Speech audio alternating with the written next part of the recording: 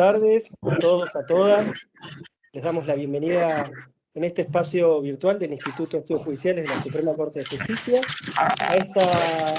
al inicio de esta actividad de capacitación que se ha titulado Aportes para la construcción del sistema de apoyo para el ejercicio de derechos de las personas en situación de discapacidad.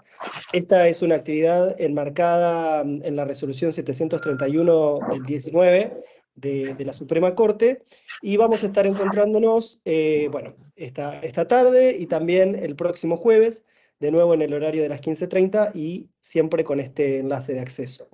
Las exposiciones van a estar a cargo de Lorena Sarquís y de Cecilia Acosta. Antes de empezar, comentarles que en este momento les estoy dejando en el chat un enlace para que puedan acceder a un formulario y así completarlo y acreditar su participación en este ciclo. Antes de dar inicio a la exposición de hoy, simplemente comentarles que también está abierta la opción para que puedan hacer preguntas o aportes. Pueden hacerlo a través del chat o bien utilizando el botón participar y de alguna manera levantan la mano de manera virtual. Ahora bien, para darle inicio, quien va a estar coordinando esta actividad, la doctora Adriana Di Pierro, titular de la Defensoría Especializada en Salud Mental del Departamento Judicial de Quilmes.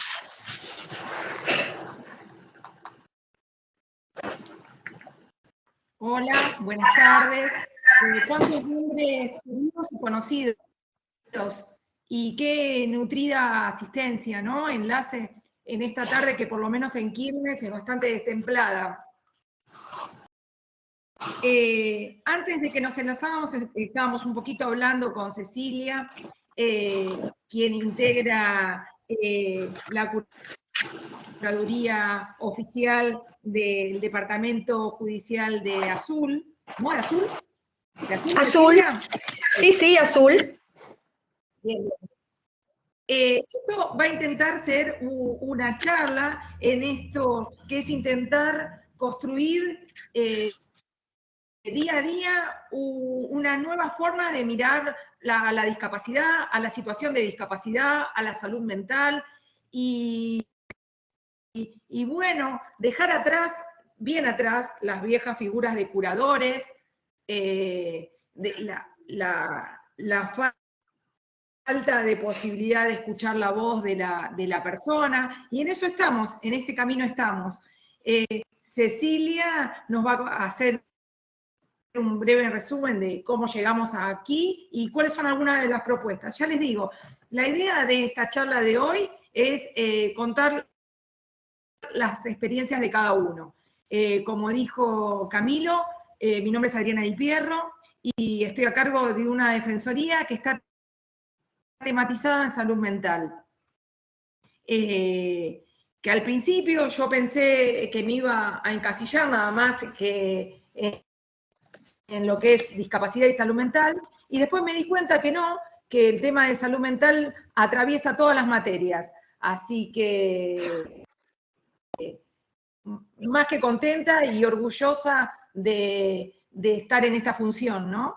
Así que bueno, ahora me voy a silenciar y vamos a escuchar a Cecilia Acosta. Bueno. Bueno, ahí está. ¿Ahí estoy bien? Perfecto, sí. Bueno, primero, la verdad que agradezco muchísimo la convocatoria. Yo soy una fanática y amo mi trabajo, tengo una vocación enorme por lo que hago. Y nada, agradecerle muchísimo, ¿no? Esta posibilidad de poder visibilizar todas estas cuestiones y la temática relacionada a la salud mental, tanto a Adriana Di Pierro, que es una genia, es una precursora en el tema, y bueno, a Carolina Santi, a quien admiro muchísimo, no solo a nivel personal, sino a nivel académico. Así que bueno, les voy a comentar un poquito para poder hablar de los sistemas de apoyo, un poco de los modelos, ¿no? en el tratamiento de la discapacidad, para que puedan entender todo el proceso que se tuvo que recorrer históricamente para hablar hoy de esta figura, ¿no? que es tan importante. De esta manera, digamos, yo puedo mencionar al que primeramente lo que surgió es el modelo de prescindencia, ¿no? O sea, el modelo de prescindencia lo podemos situar en la antigüedad clásica y en la Edad Media, que consideraba que la persona con discapacidad es un ser cuya vida no merecía la pena, que era una carga social, digamos, por ende era necesario prescindir de esa persona. Además, relacionaban a la discapacidad como una consecuencia del pecado, como cuando se detectaba, digamos, diversidad funcional en los niños, eran sometidos a infanticidios, ¿no? Y los primeros registros, esto que les estoy contando, surgen en Esparta, donde la decisión de permitir vivir al recién nacido se encontraba reservada a los miembros más ancianos, ¿no? de las tribus. Los niños con discapacidad podían ser, digamos, abandonados en una vasija para ser atacados por las fieras o eran arrojados del monte Taygeto. Más allá de los motivos religiosos, esta práctica del infanticidio se consideraba esencial para controlar la naturaleza de la población espartana, ¿no? Para promover este ideal de la raza pura, para poder cumplir con los objetivos militares, y que luego dieron sustento al holocausto, ¿no? Al exterminio en la Alemania nazi. Por eso digo, qué importancia y qué peligroso estas ideas, ¿no?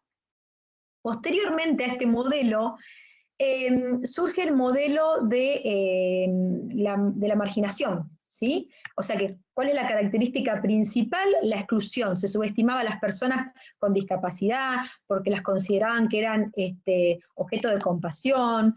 Ya no se cometía, digamos, infanticidio, pero los niños morían como consecuencia de omisiones.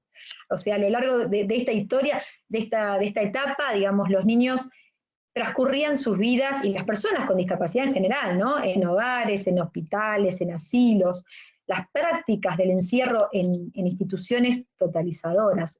¿A qué me refiero con esto de totalizadoras? Porque esto se escucha mucho en este tema, ¿no? Digamos, es un grupo de personas que se encuentran en igual situación y que comparten el encierro, ¿no? Esta rutina, y esta rutina está administrada formalmente, ¿sí?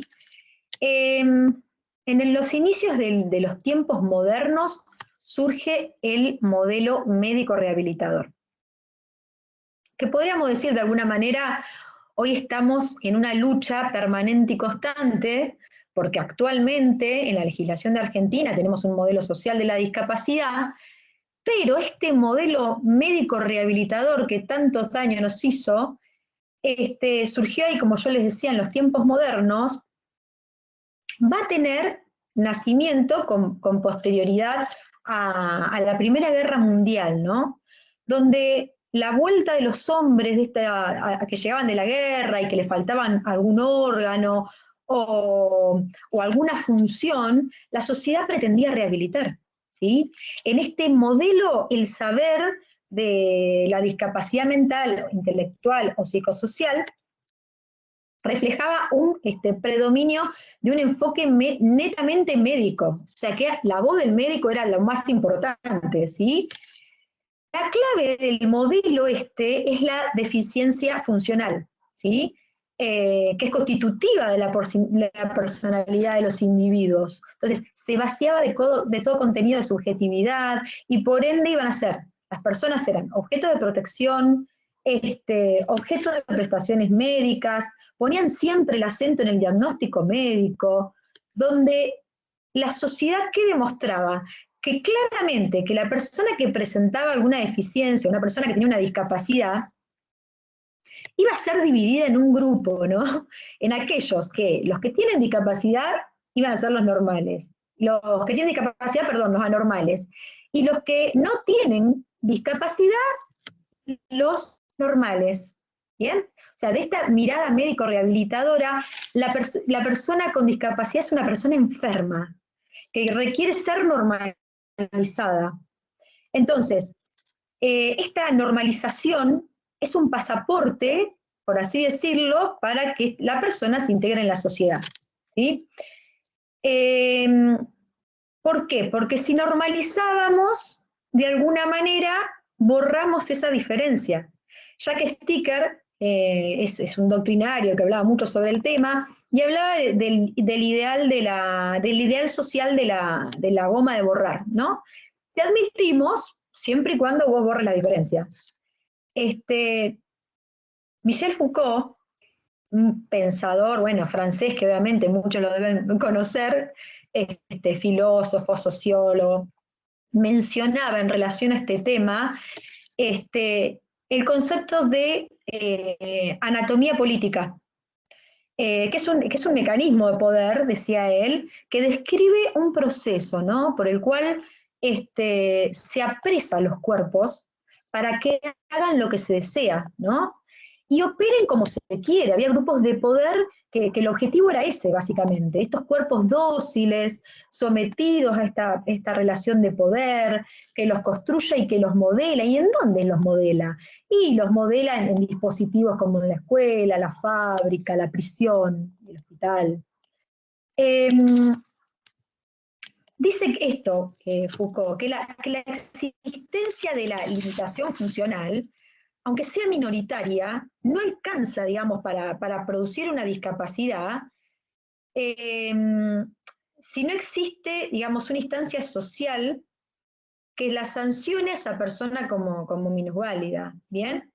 Entonces, en ese sentido yo puedo decir que la clave del modelo médico hegemónico es la construcción del otro diverso, que tiene una dificultad, un déficit material, tangible, incorregible, y que por medio de la medicalización se llega a la normalización, ¿no? En ese sentido yo siempre recuerdo con mucho cariño, allá por el año 2009, yo recién entraba a la curaduría. Imagínense, recién se había sancionado la ley de salud mental, y bueno, en ese momento dije, me tengo que poner a estudiar este tema nuevo que se viene, porque claro, uno estaba empapado de toda la normativa del Código Civil, que distaba mucho de todas estas ideas que traía la Convención. Entonces, en ese momento, arranqué una diplomatura en Salud Mental y Derechos Humanos en Mar del Plata, en la Universidad Nacional de Mar del Plata. Y bueno, y la directora era la doctora Iglesias, Cecilia Iglesias. Hoy por hoy ella es secretaria ejecutiva del órgano de revisión de la Ley de Salud Mental. Ni la trayectoria es una genia. Y dentro de uno de los profesores que tenía en esa diplomatura estaba el doctor Diego Frankel, que él había hecho una publicación muy interesante, que la pueden googlear, de hecho. Él da clases en la Universidad de Quilmes, y que habla que hoy por hoy es normal esto de medicalizar todo, ¿no? Ante lo mínimo, la medicación. Y ahí también, ¿por qué no a veces los juegos espurios de los laboratorios, ¿no? Entonces relacionaba mucho esto. Foucault sostenía que para poder, digamos, ingresar a este circuito de participación e inclusión social, los sujetos con discapacidad... Sí, cómo no. Sí, te voy a interrumpir medio segundito. ¿Cómo no? Qué interesante el puntapié inicial que le diste a la charla, ¿no? Esto de recordar que por qué hay tantos niños que se llaman Expósito, ¿no? Precisamente porque iban a un convento, los chicos que quedaban huérfanos, y si quedaban con alguna situación de discapacidad se llamaban expósitos, ¿no? Eso por un lado, ¿no? Lo de la guerra. Qué bueno este puntapié que hiciste, esta punta de lanza. Y también recordar que las personas que tenían alguna dolencia de salud se las asociaba a los brujos, a los que tenían algún tipo de... Exactamente. Entonces, fíjate qué interesante esto que vos arrancaste, porque la discapacidad está asociada a eso, a esa cosa reprochable, a esa cosa fea, ¿no? A esa cosa desagradable. Sí, a lo diabólico. Exacto. Tal cual. Exacto. Y bueno, estábamos hablando un poco de Foucault, que sostenía esto, que los sujetos para poder ser normalizados requerían esta rehabilitación constante, ¿no? ¿Cuál era el objetivo? Llegar a la mayor normalización posible, ¿no? ¿Y qué terminamos haciendo con esto? Cosificando a las personas. Otro fenómeno es el de la colonización diagnóstica. Esto lo vemos en forma permanente en lo que trabajamos en salud mental. ¿Qué implica esto de la colonización diagnóstica? Todo lo que haga la persona es a causa del diagnóstico, básicamente. Si ríe, si llora, lo que fuere, no, es el diagnóstico. Entonces, le estamos privando de identidad, algo tan importante como eso. Si una persona con discapacidad se queja, reclama, no, es porque está descompensado, ¿bien? Aunque su reclamo sea genuino, ¿sí? Por eso hoy tenemos que cambiar absolutamente la mirada, porque estuvimos realmente vulnerando los derechos de las personas con discapacidad, ¿bien? ¿Por qué? ¿Y esto por qué? Esto se asocia a lo que vos decías justo, Adri, porque de alguna manera el diagnóstico te otorga un rótulo. Y ese rótulo, ¿cómo juega en la sociedad? Como un estigma, ¿sí? El estigma, en ese sentido, es interesante. Hay un autor que por ahí a los que les gusta profundizar, es un sociólogo, que se llama, ahora me olvidé el nombre, Erving Goffman. Sacó un libro, si yo mal no recuerdo y no me falla la memoria, creo que fue en algo de 2006, que se llama Estigma, la identidad deteriorada, ¿no? Que él habla de esto, que el estigma es ese atributo que hace diferente al individuo, que atrae la desaprobación del entorno social, que genera esto, ¿no? Un sentimiento de desprecio en la sociedad. ¿Por qué? Porque esa persona con discapacidad, digamos, sale de los cánones establecidos por la sociedad. ¿Y qué genera? Algo que es terrible, genera prejuicios y discriminación. ¿Sí? Ahora la pregunta es, ¿qué respuesta social hay en relación a este modelo médico rehabilitador? Tenemos una mirada que es netamente paternalista, ¿no? En ese modelo, donde siempre se va a remarcar el déficit que tiene la persona con discapacidad para poder vivir en la sociedad. Y en este sentido, digamos, no es casualidad que los grandes monovalentes estén siempre alejados de los cascos urbanos.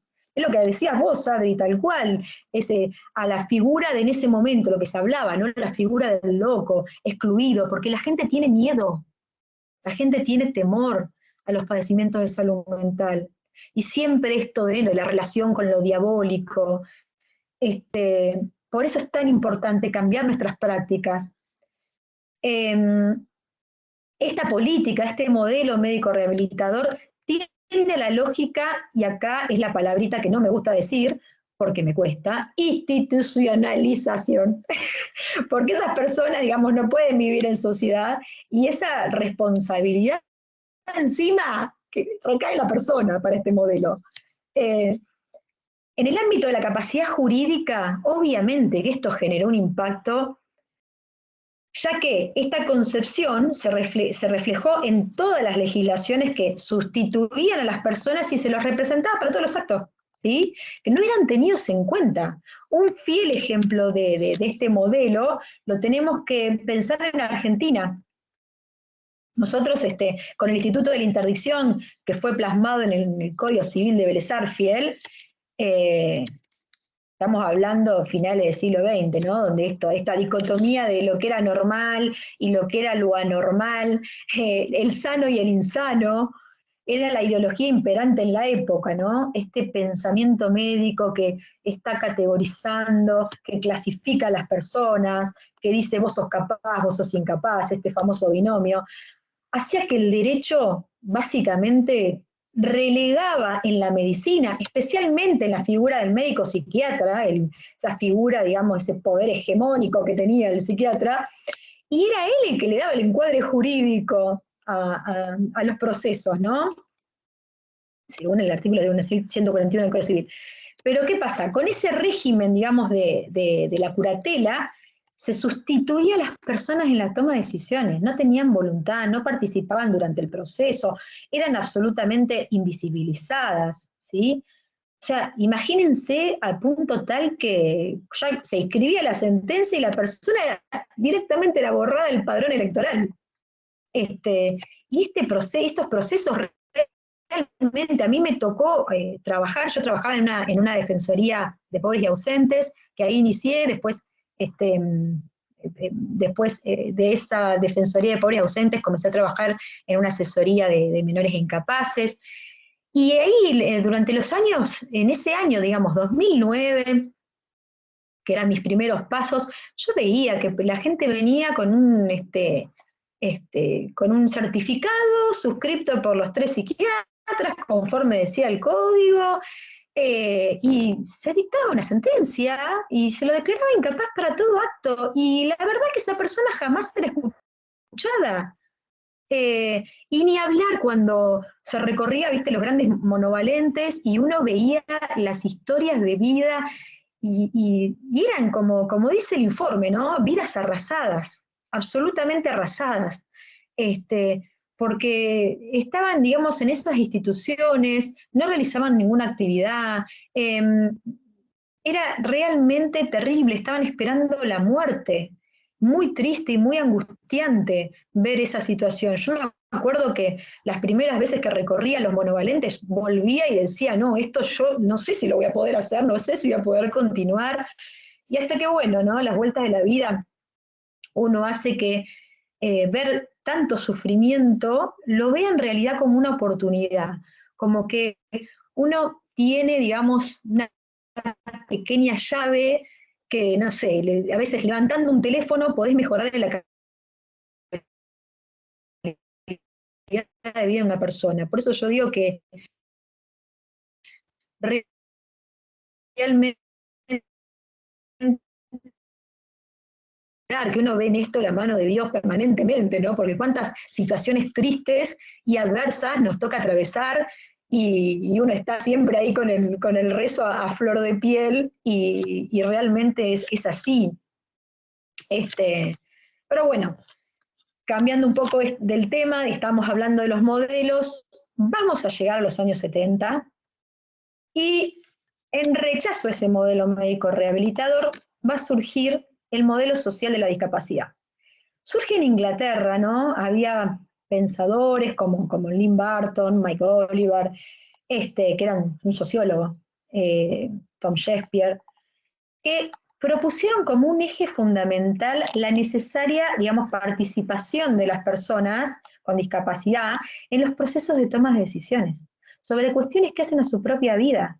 Demostraban que las causas que dan origen a la discapacidad, digamos, no son religiosas, no es que tienen un demonio, no son científicas, o sea, no es que acá el médico me dice que esta persona tiene este diagnóstico y por ende es discapacitada, no, sino que las causas que dan origen a la discapacidad, y esto fue lo más revolucionario, son preponderantemente sociales, es así. O sea, partimos de una sociedad pensada para personas que oyen, que caminan, que razonan de determinada manera, y el resto queda fuera, ¿sí?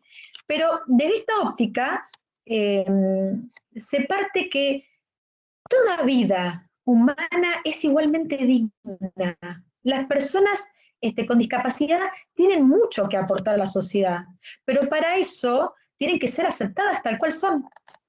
Hay que rescatar la capacidad que tiene esa persona. Entonces empiezan con estos reclamos, ¿no? Que las personas con discapacidad tengan un trabajo ordinario, como tenemos todo el mundo, con los aportes como corresponden, con el horario como corresponden, empiezan a hablar de la educación inclusiva, empiezan a hablar de la necesidad de accesibilidad universal. ¿Qué es esto de accesibilidad universal, no? Que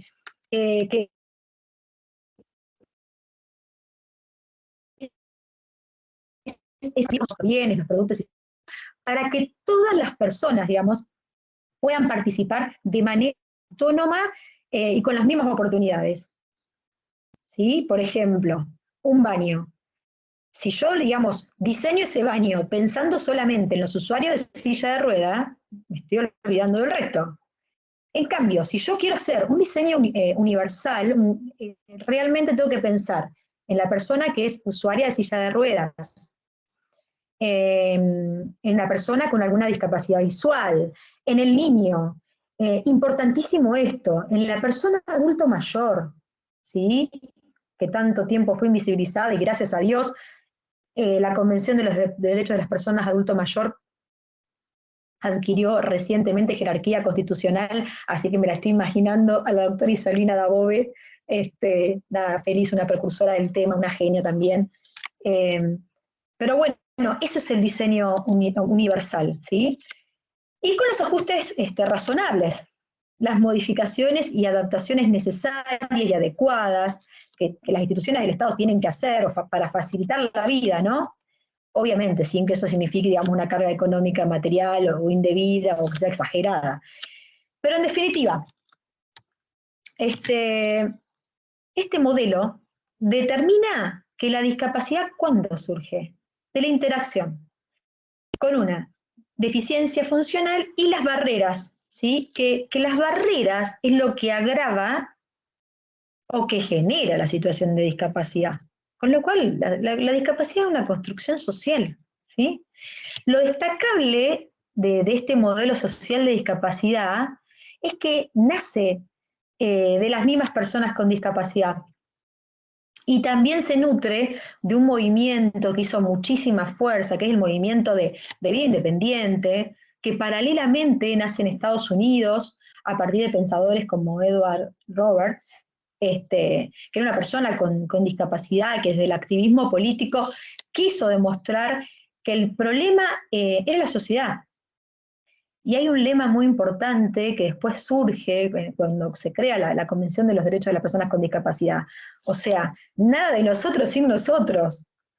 ¿Qué mejor que una persona con discapacidad para saber qué derechos le asisten, qué requieren, ¿sí? Basta del modelo médico hegemónico, opresor, que los profesionales de la salud, principalmente, digamos, el psiquiatra nos diga lo que podemos, lo que no podemos hacer. No son los expertos de la salud los que más conocen lo que nosotros, digamos, necesitamos. Somos nosotros mismos los que sabemos eso. Esto es lo que están reclamando, este movimiento, ¿sí? Entonces, ¿cuál va a ser la respuesta social desde esta óptica? Ya no se basan más en la persona, ¿no? Se empieza a apuntar a la sociedad. Se comienza a plantear esto, la idea de desinstitucionalización, ya basta de instituciones psiquiátricas, es la sociedad la que tiene que, digamos, normalizarse, ¿sí? Para que la persona con discapacidad pueda vivir en la comunidad. Entonces, ¿a dónde vamos a reorientar la atención? Al impacto que generan las barreras. Las barreras, digamos, de tipo social, las barreras actitudinales, en el transporte, los edificios inaccesibles, las actitudes discriminatorias, ¿sí?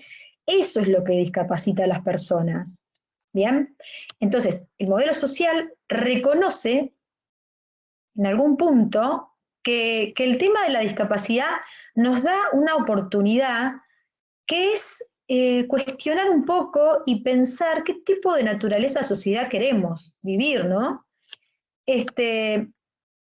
Entonces, desde esta óptica, la discapacidad dejó de ser considerada un pecado, no es una tragedia personal, no es un castigo, no es una enfermedad.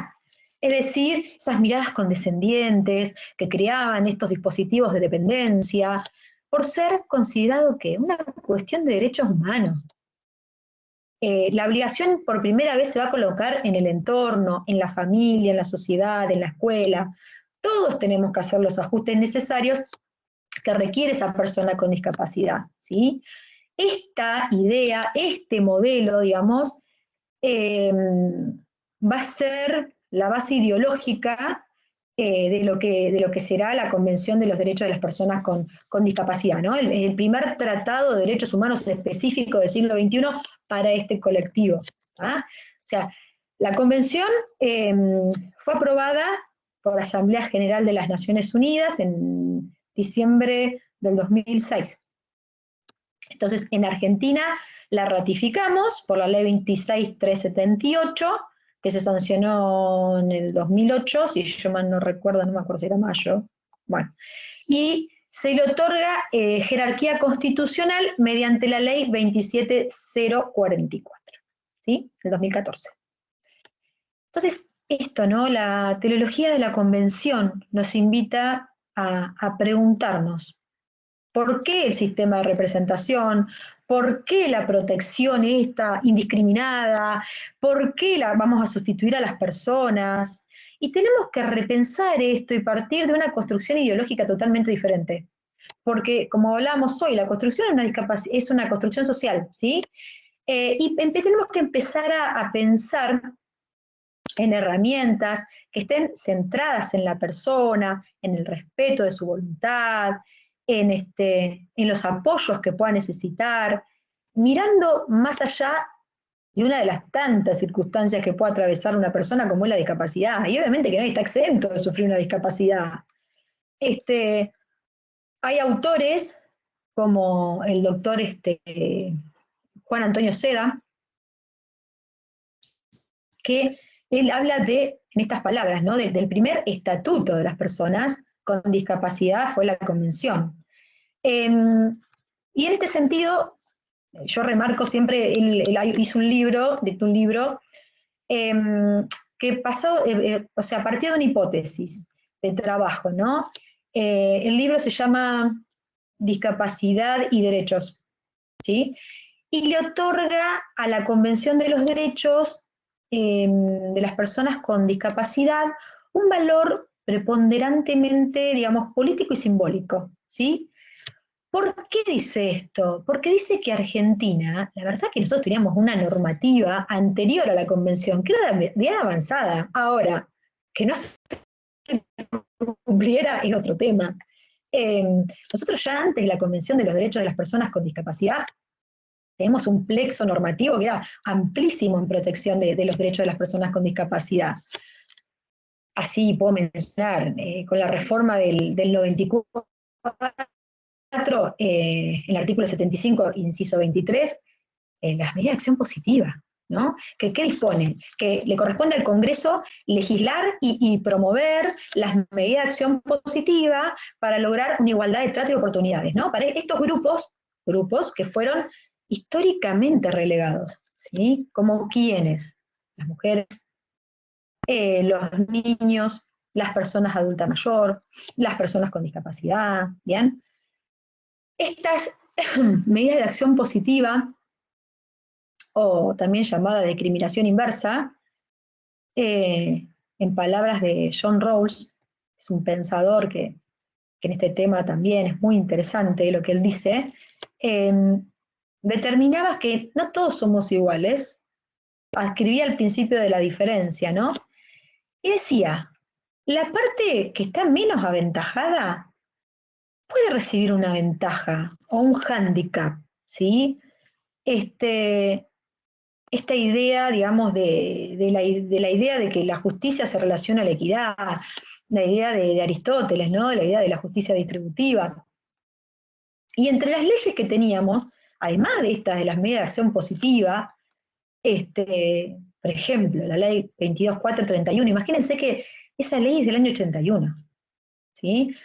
Esta ley establecía un sistema integral de prestaciones médicas y beneficios de la seguridad social. La ley 24.521, que después fue modificada, educación superior, que marcaba esta obligación de incorporar a las personas con discapacidad.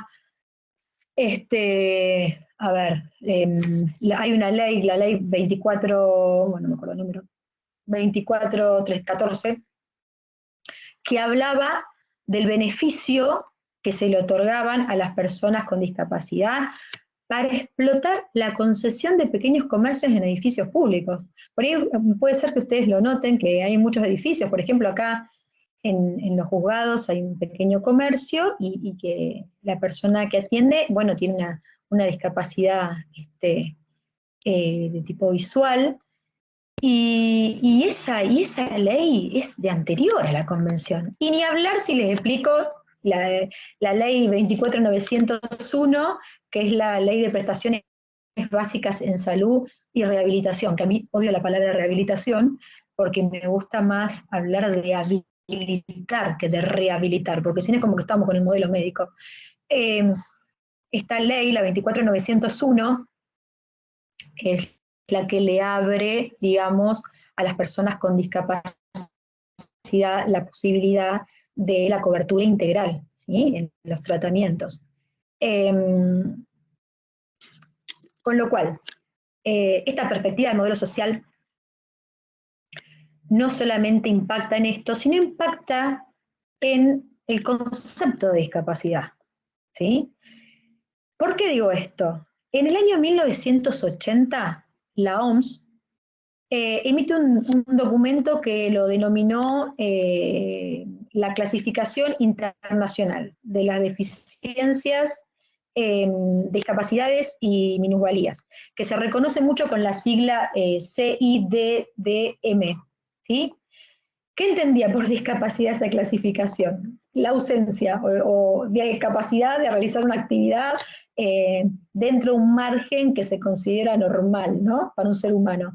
Entonces, obviamente nos estábamos centrando en ¿qué? Con esta definición de discapacidad, en el déficit de la persona, ¿sí? O sea, vemos la influencia del modelo médico rehabilitador. En 1981 empezamos a visorar todos estos avances. En 1981 la ONU declara el Año Internacional de los Impedidos, ¿no? Y se comienza de a poquito a reclamar o a divulgar los derechos de este colectivo. En el año 2001, poco antes que se apruebe, digamos, la convención, que se aprobó en el 2006, se publica la CIF, que es la clasificación del funcionamiento de la discapacidad. Esas son las siglas CIF. Se sustituyen los aspectos negativos de la anterior clasificación y ahora vamos a empezar a comenzar a centrar la participación de la persona con discapacidad y las barreras con las que se encuentra al momento de la interacción, ¿sí? Este concepto es el que toma la Convención de los Derechos de las Personas con Discapacidad, que no define lo que es discapacidad, define lo que entiende persona con discapacidad, ¿sí? La CIF es importante porque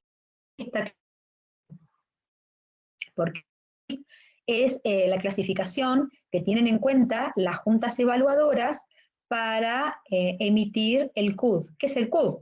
Es el Certificado Único de Discapacidad, ¿sí? ¿Para qué sirve el CUD? Brevemente lo digo, o sea, es como la llave de acceso a las prestaciones de la ley 24.901 que estábamos hablando. Si una persona no acredita, digamos, que es una persona con discapacidad, que la forma de acreditarlo es mediante ese CUD, digamos, no sería beneficiaria de esta ley, ¿sí? De los beneficios que acarrea esta ley. ¿Bien? Bien. El artículo 1 de la Convención no nos va a brindar una definición cerrada de lo que entiende de persona con discapacidad, porque incluye a todos, ¿no? Aquellas que tengan deficiencias físicas, mentales, intelectuales, sensoriales, que a largo plazo, al interactuar con diversas barreras, pueden impedir su plena participación, ¿sí? En la sociedad en igual de condiciones con los demás. Entonces, la discapacidad, desde esta perspectiva, ¿por qué surge?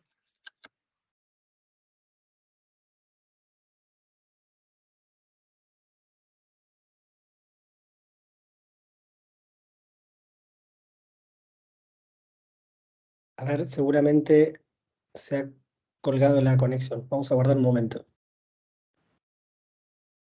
A ver. Bueno, mientras intentás que Ceci se enlace, ¿a mí me escuchan? ¿Se escucha? Bien. Sí, a vos te escuchamos bien.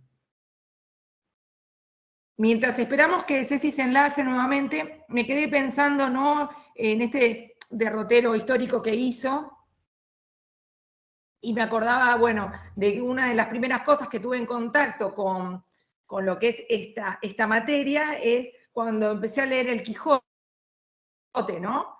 Que enloqueció por leer novelas de caballeriza, ¿no? Y bueno, ahí se volvió a enlazar Ceci. No, decía que bueno, que mientras te escuchaba me acordaba del Quijote, también esta dicotomía, ¿no? Existe, es la institución o la nada misma, ¿no? Pareciera como que no hubiera... Estás muteada, Ceci, si ya podés arrancar. y la verdad que estoy más que feliz de poder dialogar esta tarde con ustedes, ¿no? Pedí que en el chat pusieran de qué localidad es, hay de Lomas de Zamora, de Quilmes, bueno, por supuesto, mi corazoncito, y de Goya Corrientes. Y también lo bueno sería, Ceci, que dejamos, los que estamos en salud mental somos muy charletas, y nos gusta mucho charlar.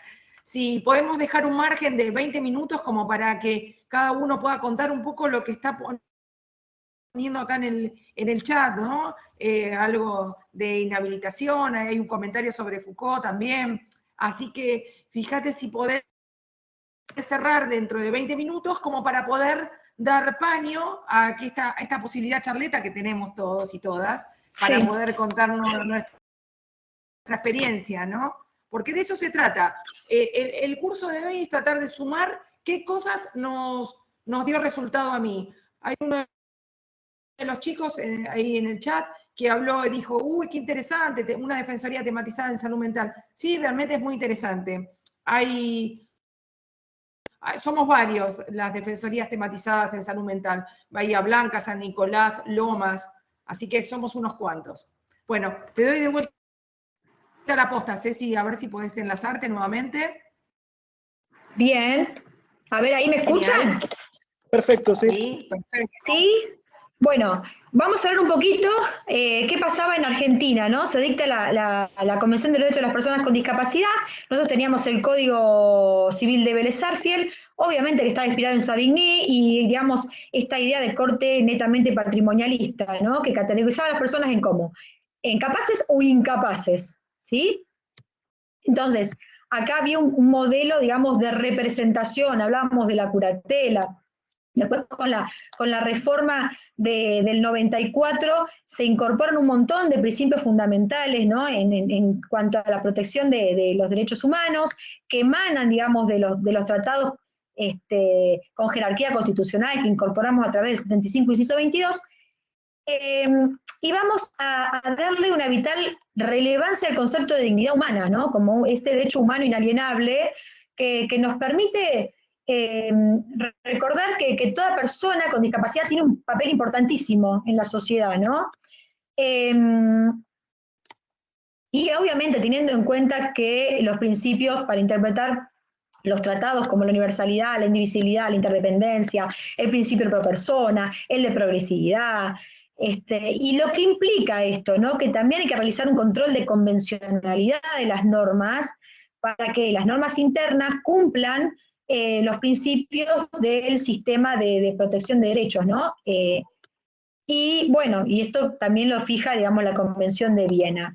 Esto lo traigo a colación, ¿por qué? Porque hay muchas normas, por ejemplo, del Código Procesal, que en esta temática podemos decir que han quedado un poco en desuso, ¿sí? Mantienen, digamos, lineamiento del modelo médico rehabilitador, cuando, por ejemplo, utiliza palabras como, no sé, habla del incapaz, del demente, el proceso de declaración de incapacidad, desconociendo que hoy tenemos el proceso de restricción. Y a la vez el artículo 1 y 2 del Código Civil nos dice que nosotros tenemos que reinterpretar las normas en función de lo que disponen los tratados de derecho internacional. ¿Bien? Entonces, de esta perspectiva, la autonomía asociada al concepto de dignidad, que la persona puede tomar sus propias decisiones sobre la vida, sobre la salud, sobre la creencia, esto lo que nos dice que es importantísimo, ¿no? Para mí, el concepto de dignidad del riesgo, que se relaciona con el concepto de autodeterminación, ¿no? Que implica que cada persona pueda asumir, digamos, el riesgo de su propia vida, asumiendo los riesgos que eso implica, ¿no? En el 2010, 4 años después que se ratifica la convención, se sanciona la Ley de Salud Mental, ¿sí? La 26657. Incorporó un montón de modificaciones al reconocimiento de las personas con padecimientos mentales y adicciones, incluye, ¿bien? Y visibiliza un poco lo que son las consecuencias negativas del hospitalismo, propone este abordaje interdisciplinario, intersectorial, basados en los principios de la atención primaria de la salud, ¿sí? Esto ya se había hablado en el MATA, pero bueno, no me voy a extender en ese tema. Pero para eso, para las externaciones y demás, obviamente tenemos que tener programas sustentables, ¿no? Que permitan, digamos, la integración de las personas que estaban institucionalizadas en la comunidad, para que no se genere este efecto de la puerta giratoria, ¿no? Que las personas se descompensan, lo envuelvan a ingresar a una institución, pero ¿para eso qué? Hay que crear dispositivos, servicios, prestaciones, ¿bien? Ya el órgano de revisión de la Ley de Salud Mental hizo sus observaciones con respecto a esto. ¿Por qué? Porque obviamente tiene que ser, digamos, hay que armar, digamos, los dispositivos adecuados para que esa persona pueda ser externada, ¿sí? La Ley de Salud Mental, que incorpora, importantísimo, el artículo 152 al Código Civil, que suaviza un poco, avanza un poco sobre el tema del régimen del binomio capacidad-incapacidad, y determina que las declaraciones en ese momento de judiciales de inhabilitación e incapacidad tienen que fundarse en una evaluación interdisciplinaria, ¿tá? Que no se pueden extender por más de 3 años y que tienen que especificarse las funciones y los actos que se limitan, procurando que la afectación a la autonomía de la voluntad o personal sea lo menos posible, ¿tá? Obviamente que la Ley de Salud Mental nos trae conceptos como, bueno, consentimiento informado, ajustes para la comunicación, bueno, un montón de temas, el régimen de las internaciones, que no voy a hablar porque si no me voy a extender mucho. La Ley de Salud Mental tampoco consagró la figura de los sistemas de apoyo, ¿sí? Los sistemas de apoyo. Pero, ¿qué pasa? El Código Civil no acompañaba en lo más mínimo estos postulados de la Ley Nacional de Salud Mental. Entonces, el Comité de los Derechos de las Personas con Discapacidad, que digamos, es reconocido por la Corte Suprema de Justicia de la Nación como una guía interpretativa, advierte esto y le dice, digamos, básicamente a la Argentina, que hay que hacer una revisión de toda la legislación vigente, que se basa en la sustitución de la toma de decisiones, que priva a las personas con discapacidad, digamos, de su capacidad jurídica, y lo insta a que tomen medidas, ¿no? Para adoptar leyes, políticas, para que se reemplace este régimen de sustitución, y por uno de toma de decisiones con apoyos, ¿no? Y además que recomienda esto, ¿no? De la puesta en marcha de talleres de capacitación. La Ley 2657, obviamente, que implicó un importante avance en la materia, no contempló los sistemas de apoyo, como decíamos, tampoco lo hizo el Código Civil de Vélez Arfiel. Hubo pronunciamientos judiciales que empezaron a avanzar en base a lo que establece el artículo 12 de la Convención, que nos habla de la capacidad de las personas con discapacidad, que tienen capacidad tanto de derecho como capacidad de obrar. Y vemos las primeras resoluciones judiciales, por ejemplo, en el caso de la Corte Suprema de la Nación, Tufano, Ricardo, de una internación, que eso era bueno, también había habido un conflicto de competencia entre 2 juzgados, había un control, digamos, de la internación de un joven de 20 años que padecía un trastorno psíquico, y que hablaba de la necesidad de dispositivos en la comunidad, que no puede ser que una persona permanezca internada por falta de dispositivos y por falta de apoyos. Ahí empezamos a hablar de los apoyos, ¿sí? A pesar que no estaba todavía sancionado el Código Civil y Comercial, toda esta jurisprudencia, digamos, colaboró. El Tribunal de Familia número 1, en un caso BL sobre inhabilitación, que es el año 2009, también impuso a una señora, que era LB, digamos, el sistema de apoyos, para que pueda ejercer su personalidad jurídica, ¿no? En toda decisión que tenga que ver con su patrimonio, para que sea, digamos, asistida por su hermano, ¿sí? Y remarcó esto, que las personas con discapacidad necesitan, digamos, el apoyo, no sustitución, y que el apoyo contemplado por la Convención, el apoyo que es el apropiado, es el que se centra en ¿qué? En las capacidades, ¿sí? En la eliminación de los obstáculos, en propiciar el acceso, la inclusión activa en la sociedad, ¿tá? Similar característica también, otro fallo de la Cámara de Apelaciones de Morón, que también revocó una resolución que había sido apelada, y dictó una nueva donde enumeró los derechos que tenía limitado una señora y dispuso un sistema de apoyos. O sea, no estaba todavía el Código Civil y Comercial, pero toda esta jurisprudencia fue un gran avance, porque se estaban basando en el artículo 12 de la Convención. El Código Civil y Comercial, digamos, se hizo cargo de las observaciones que hizo el comité. Es así que, bueno, en el 2015 se sanciona el Código Civil y Comercial, introdujo los sistemas de apoyo en la sección correspondiente a la capacidad, ¿no? Con el objetivo de poder, digamos, de alguna manera armonizar lo que dice la convención, con el artículo 12, con toda nuestra legislación interna. ¿Bien? Puedo contar un poco, digamos, cuál es la experiencia de la curaduría oficial. En la curaduría oficial, generalmente, cuando hay una persona que presenta, digamos, una discapacidad que no tiene, digamos, recursos económicos, que no tiene familia continente, que no tiene un referente afectivo, el juez, luego de una sentencia judicial, nos designa sistema de apoyo. Y ahí nosotros vamos a acompañar a la persona, no la vamos a sustituir en sus decisiones, para que esa persona sea la que toma sus decisiones, ¿sí?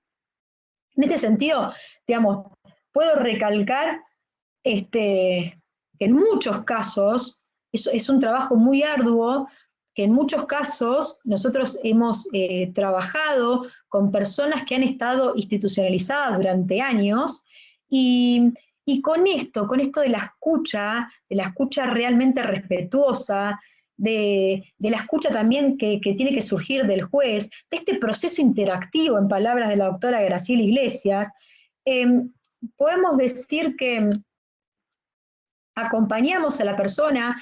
Me tocó un caso muy puntual, que me pedía a gritos, por favor, ayúdenme porque yo quiero tener una vida autónoma, yo quiero ver si quiero vivir solo. Él estaba pasando una depresión, pero una depresión porque en realidad él estaba viviendo en un lugar donde no quería, ¿sí? Entonces ahí digo, bueno, acompañemos a esta persona en esa decisión. Y ahí teníamos también el informe del equipo técnico de juego de familia que decía, no, mirá, el medio como que lo circunscribía, que esta persona es un diagnóstico y no va a poder, y que no va a poder. Y ahí, bueno, vamos a contar con los apoyos. ¿Qué apoyos? El equipo de salud de él, su psiquiatra, su psicóloga. Empezamos a trabajar esta posibilidad que él se pueda manejar en forma autónoma.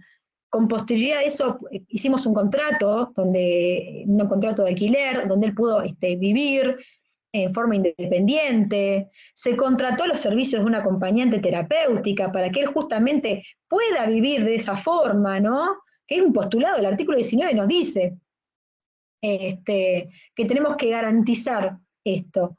Entonces, realmente, cuando uno ve que con esos ajustes la persona puede vivir en forma independiente, y que de hecho hoy por hoy está viviendo así hace unos cuantos años, y estamos ahí nosotros siempre expectantes, ¿no? Porque nada, lo acompañamos para cualquier, digamos, decisión que él tenga que tomar, y además de eso, para garantizar que él tenga acceso al sistema de salud, para que pueda continuar su tratamiento, que realmente tenga garantizado, digamos, su tratamiento psiquiátrico, psicológico.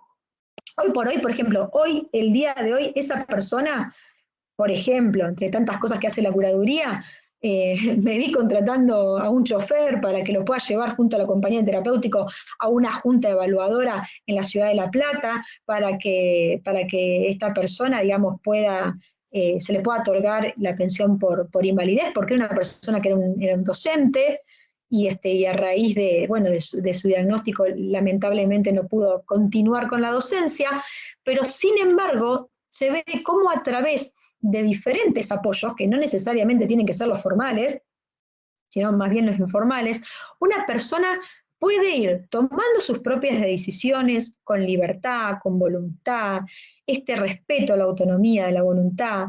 Y en ese caso me pasó con un montón de personas, ¿sí?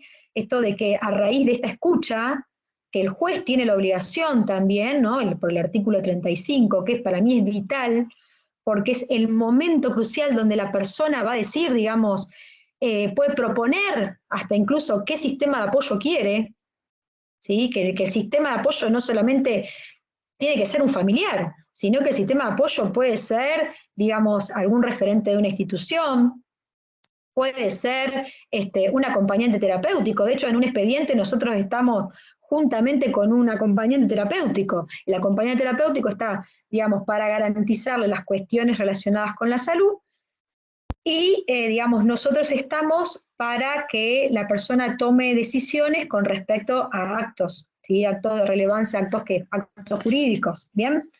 Entonces, esto, ¿no? Que no cerrarnos en que, por ejemplo, en los casos en que interviene la curaduría, que la curaduría, con la curaduría ya está. No, hay otras redes que se pueden ir armando. Y que es importante visibilizar. Y esto, el respeto, la escucha a la persona con discapacidad es vital, porque a veces nos pasa que nosotros empezamos a intervenir en una causa, nos ponemos a hablar con la persona y nos dice, sí, pero fulanito me viene a ver todos los días, fulanito a mí me acompaña al médico, fulanito a mí me acompaña si yo tengo que hacer algún reclamo legal, me acompaña a la defensoría. Entonces, en esos casos, ¿es necesario un curador oficial? Entonces, por eso hay un montón de prácticas y cuestiones que nosotros nos tenemos que replantear como sociedad. Así que bueno, no quiero pasarme con los temas, son las 4:30, así que quiero ser respetuosa, Adriana, de eso. No sé si por ahí hay alguna consulta.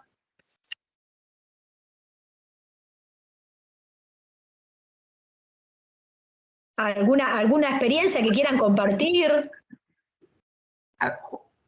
Seguramente con Lorena... Bueno, antes que nada, impecable, todo el recorrido que hiciste es histórico. No quería dejar de decir que realmente, más que contenta de la cantidad de personas que somos. Yo recuerdo que uno de los primeros cursos que organicé, más de 20 personas nos enlazaban. Quiere decir que todos estamos ávidos para conocer, para saber, para intentar ser mejor, ¿no? Y te escuchaba a vos que hablar con tanta pasión. Esto lo tenemos la gente que trabaja y que un día a la tarde ocupa su tiempo en intentar ser mejor, ¿no? De eso se trata. Intentar estar enlazados en este tipo de encuentros. Vos hablaste muchas veces del ME, o sea, uno lo toma como una causa propia. Hablaste varias veces, me pasó, me dijo. Sí, es verdad. Extremadamente apasionados, ¿no? Sí. Y la idea, esto del sistema de apoyos, es intentar volver al barrio, ¿no? Lo que antes uno, o sea, ¿qué contacto nosotros tenemos de la que es la situación de discapacidad? La persona que se moría la madre y quedaba la hija sola en la casa, entonces salía todo el barrio a ver qué podía hacer, a llevarle comida, o sea, empezar a pensar que hay otras alternativas aparte de un dispositivo de salud, que pareciera como que fuera la única respuesta, y no, aparece este sistema de apoyos, ¿no? Que antes los únicos que se podían promover era muy acotada la legitimación activa, ahora se ha ampliado, ¿no? Sí, incluso el hecho de que la misma charlas, persona... ¿no? Empezar a intentar ampliar la mirada, ¿no? Porque la verdad que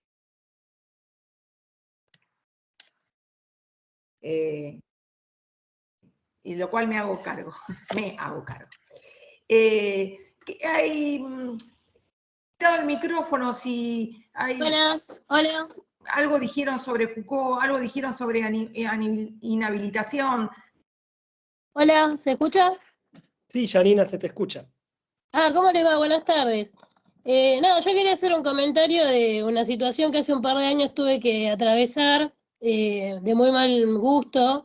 Recién estaba tengo mi sobrino con TGD y mi hermano con síndrome de Down, y el papá de mi sobrino tiene esquizofrenia y trastorno límite de la personalidad a causa de las adicciones.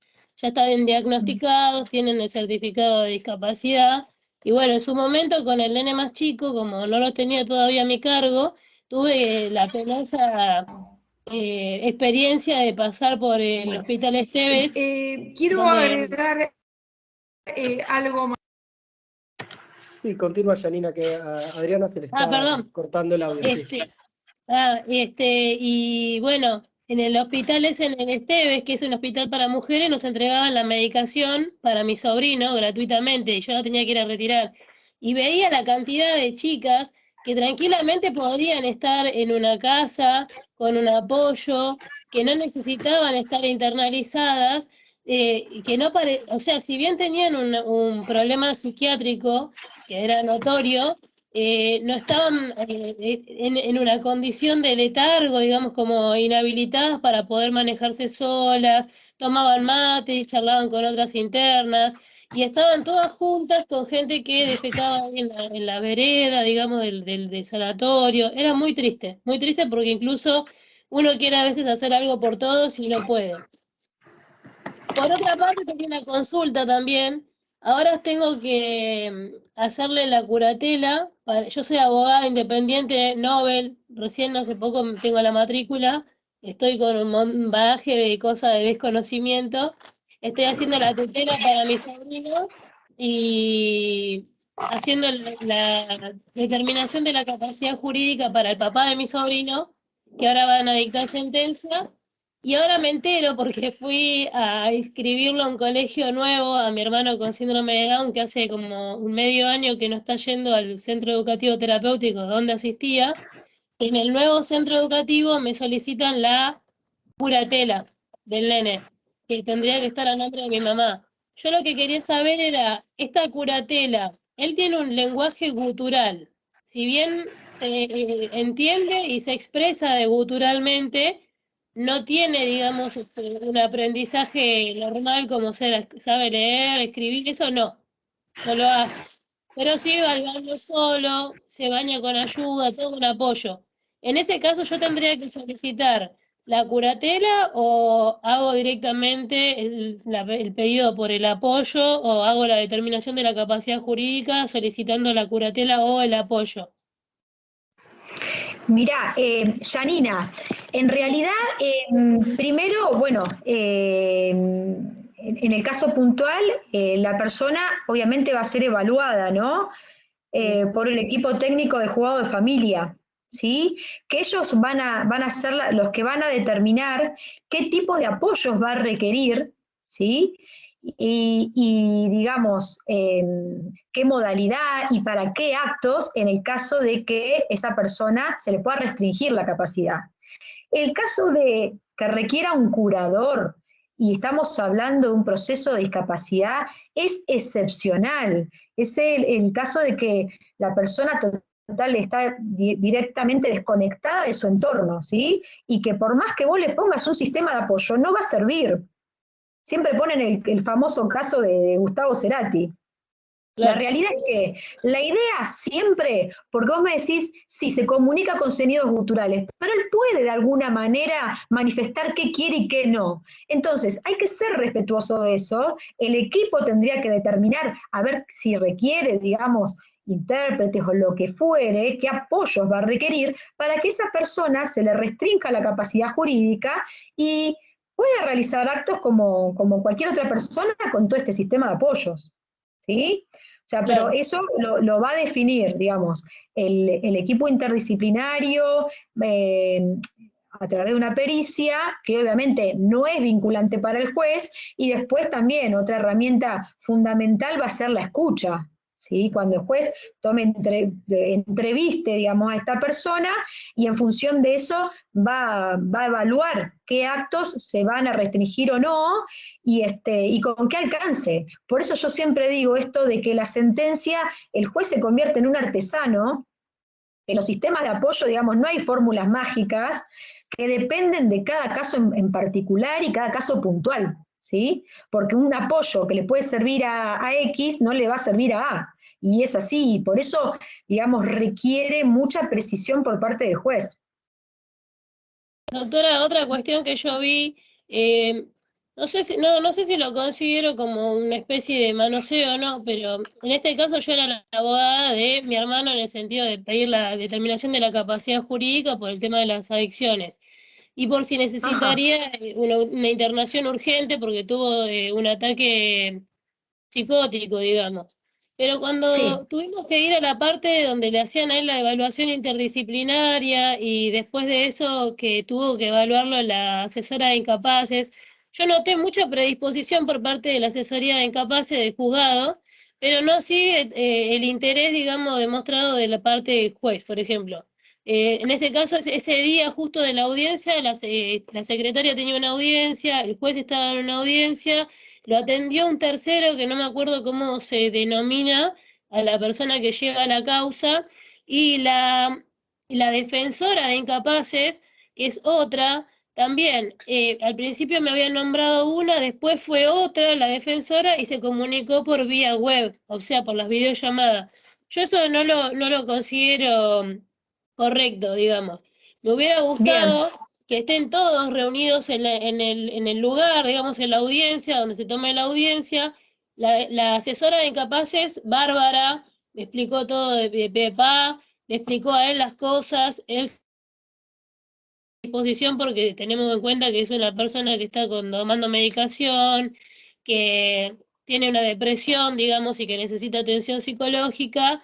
Yo noté que la asesora tenía mucha más predisposición que incluso la defensora de incapaces y que en este caso la juez que no tomó la audiencia. Eso también es como que uno como abogado, ustedes son asesores también, pero uno como abogado, ¿qué postura tiene que tomar en ese caso, no? Porque fue mi primera vez también, pero no sabía yo cómo reaccionar ante esa situación. Buenas tardes, tuve un problema en la red, entonces me desconecté. Mira, la idea de estos encuentros es intentar sumar, ¿no? Es cierto que hay mucho por hacer, es cierto que en lo que a mí respecta también en lo cotidiano capaz me equivoco y no brindo lo mejor de mí en cada uno de los expedientes. Este tipo de espacios es para intentar construir y evitar judicializar, ¿no? Estamos viendo que los letrados de la matrícula inician muchos procesos que realmente para mi gusto son innecesarios. Ceci nombró a Isolina Dabove. Isolina es una pionera, realmente, ella sí que es genia, no como me decís vos, Ceci, que yo soy genia, no soy genia. Ella sí realmente es genia. Lo estamos viendo mucho inicio de procesos de personas adultas mayores, ¿no? A mi gusto, el deterioro cognitivo de las personas adultas, la verdad que para mí es innecesario. Así que bueno, ¿alguna otra pregunta más antes que se nos cuelgue el sistema? Muchas gracias, doctora, a las dos. Muy amables.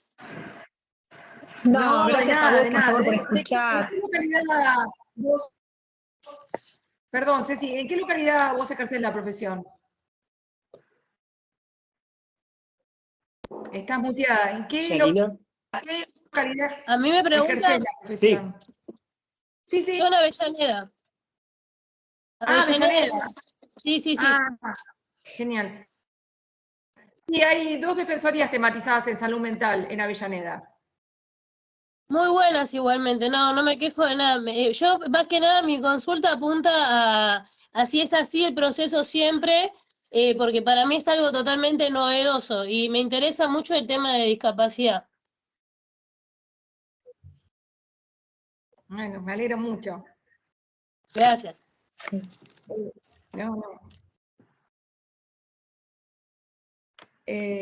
No sé si se escuchó la frase esa que quería dejarla como cierre de la charla, que de cerca nadie somos normales.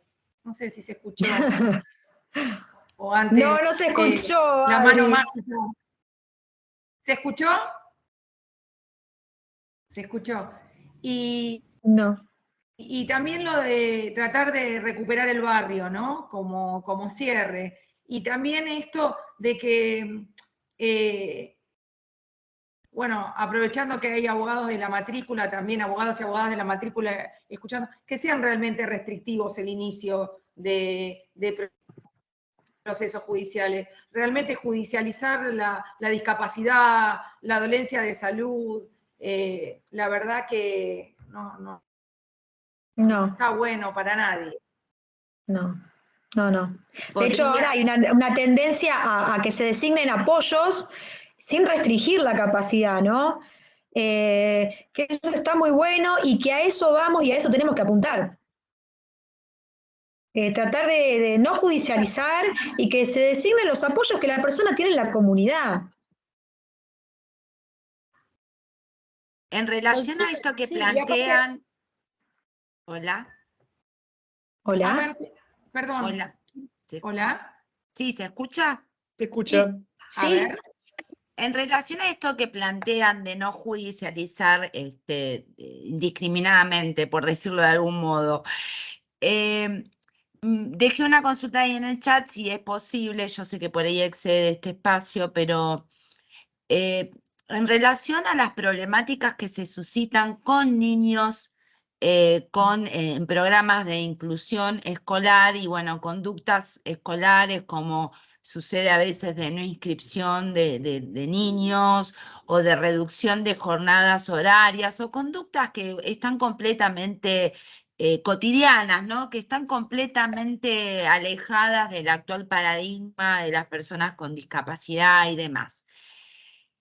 Como opción para no judicializar, digamos, ¿se cuenta con algún tipo de organismo? Porque, digamos, dentro de lo que es educación, digamos, inspección y demás, está dentro del ámbito y es como que es complicado pedirle a alguien que resuelva algo que, digamos, donde es juez y parte, por decirlo de alguna manera. ¿Existe otra figura que no implique la figura del amparo, no sé, el defensor del pueblo, algún tipo de institución donde poder hacer presentaciones de este orden con problemáticas dentro del ámbito educativo? Ceci, ¿le puedo contestar yo? Sí. Porque soy más vieja, ¿viste? Entonces, dos cosas. La primera, vamos a tener que ser breve porque muy brevemente, en unos minutos, se nos acaba el hechizo y quedamos fuera de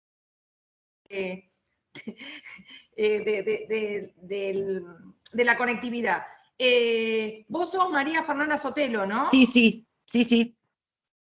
¿Trabajás en el Poder Judicial o estás en Sí, soy perito, soy psicóloga y soy perito. ¿De qué departamento Lomas de Zamora. judicial? Lomas de Zamora. En el Fuero Penal Juvenil. Bueno, mira. Mira, ahí en Lomas de Zamora tenés un artesano del derecho de la salud mental que es Guillermo Dileo y la doctora María Sotelo. Sotelo, como yo, pero no es mi pariente. Como vos. Pero es muy conocida María en Lomas de Teresa, Zamora, la doctora Sotelo. María Teresa Sotelo y Guillermo Dileo. Bueno.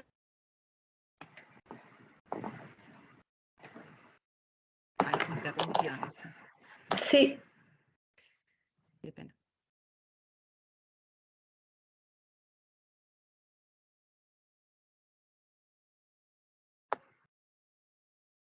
¿Querés retomar vos, Cecilia, entonces, para aprovechar el momento?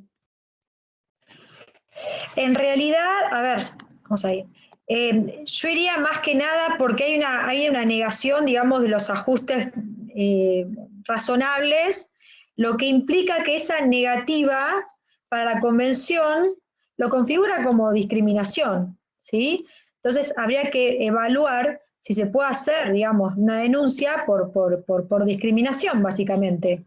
¿Sí? Porque, sí, pero, digamos... perdón, hasta donde sé, las presentaciones que uno hace en el INADI no tienen ningún tipo de consecuencia, o sea, no hay medidas, no hay sanciones, o sea, es una cuestión más declarativa que otra cosa, ¿o me equivoco? En realidad, a ver, en realidad puntualmente me pasó en un caso que hicimos una denuncia basada en esto, ¿no? De la discriminación porque no se habían realizado los ajustes razonables. ¿Y en la denuncia ante qué organismo o en dónde? Ante el INADI. Bien. Y el INADI, digamos, convocó una audiencia y bueno, la verdad que nada, en el caso particular, digo yo, ¿no? Resultó. Sí. No tuvimos que judicializar absolutamente nada.